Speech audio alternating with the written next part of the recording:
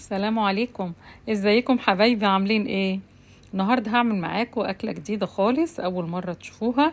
هنعمل صينيه خضار مشكل، اي نوع خضار عندك تقدري تستخدمي الانواع اللي موجوده عندك، مع الكفته المشويه بشكل جديد خالص وطعم رهيب بجد.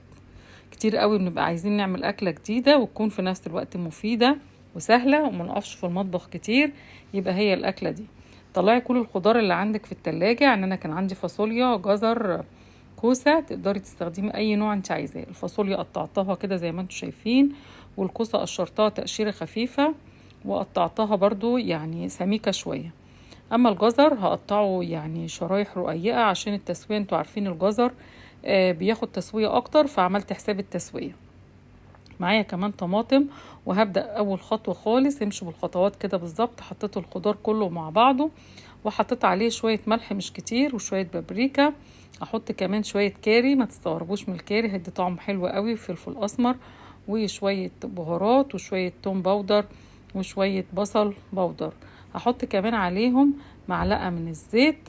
وكده احنا بنتبل الخضار، وهنتبل الخضار لمدة 10 دقايق مثلا. وهنحط بس عليه نص كيس من مرقة الفراخ الفورية. نقلب بقى الخضار كله مع بعضه كده زي ما انتم شايفين كده. الخضار مش هيحتاج معانا ملح تاني ولا اي توابل ولا اي حاجة، طعمه هيبقى رهيب جدا. دي بقى عجينة كفتة، انتوا عارفين الكفتة عملناها كتير مع بعض. بصلاية مبشورة مع يعني بقسماط، معلقة نشا، وحطينا البهارات بتاعتنا وعجناها كويس قوي.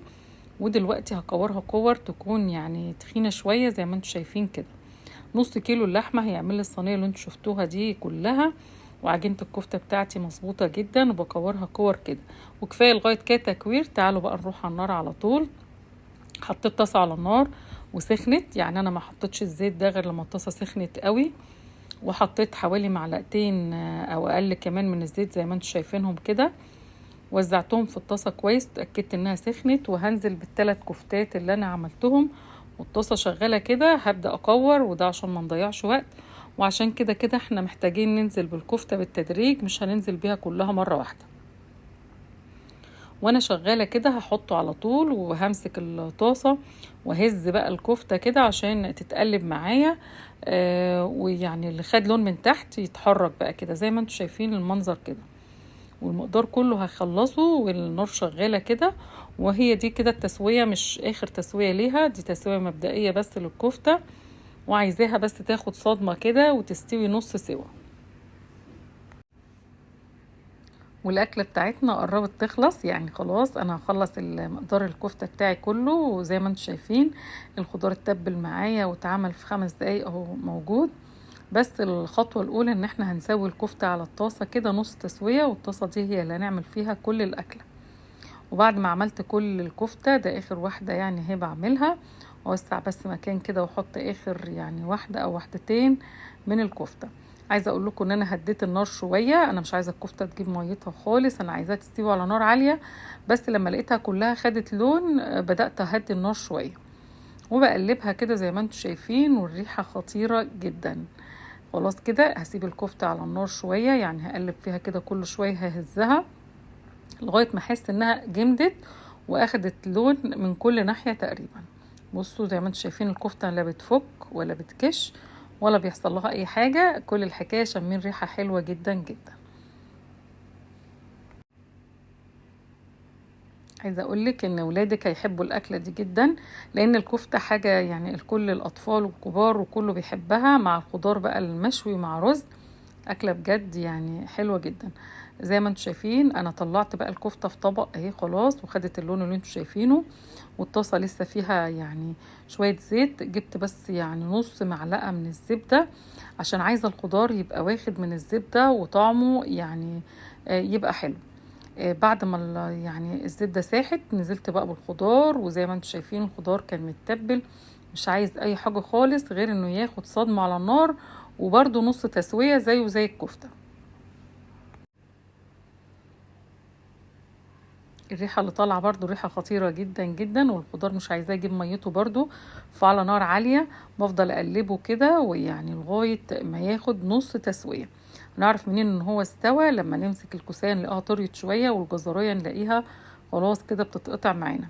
انا هديت شوية النار عليه، وتعالوا نعمل بقى يعني دريسنج حلو قوي هتحط على الصينية، عبارة عن معلقة ونص من الصلصة ومعلقة صغيرة من العسل وشوية مية. هنقلبهم بقى كويس، مش محتاجة اي توابل ولا ملح ولا حاجة خالص، لان الكفتة بتاعتي مظبوطة والخضار كمان مظبوط. دلوقتي الخضار بتاعي خلاص تمام، خد التسوية المطلوبة اللي هي نص تسوية تقريبا. وهتعرف زي ما قلت لكم اهي الكوسة طريت شوية والجزرية بس هي سخنة معايا، بس هي خلاص تمام جدا. تعالوا بقى نجيب الصينية، مش هدهنها زيت يعني كتير، مجرد دهنة بسيطة جدا عشان الخضار بتاعي ما يلزقش. وبعدين هجيب الخضار بتاعي اللي هو لسه سخن على النار، وهبدأ احطه في الصينية. بس قبل ما احطه زي ما انتم شايفين طماطمتين اتنين، وهقطعهم كده شرايح يعني دواير زي ما انتم شايفين كده، وهظبطهم يبقوا ارضية كده في الصينية، هيطروا الخضار وهيخلوا يعني التسوية بتاعته حلوة جدا. بصوا هفرد الخضار بقى كويس. عايزه اقول لكم تقدروا تغيروا انواع الخضار دي وتحطوا انواع انتوا تكونوا عايزينها او تكون عندكم، كمان ممكن تعملوا نوع واحد بس او نوعين، اي حاجه هتنفع. رصيته كويس ووزعته في كل الصينيه، وبعد كده هبدا اجيب بقى الكفته بتاعتي واحطها.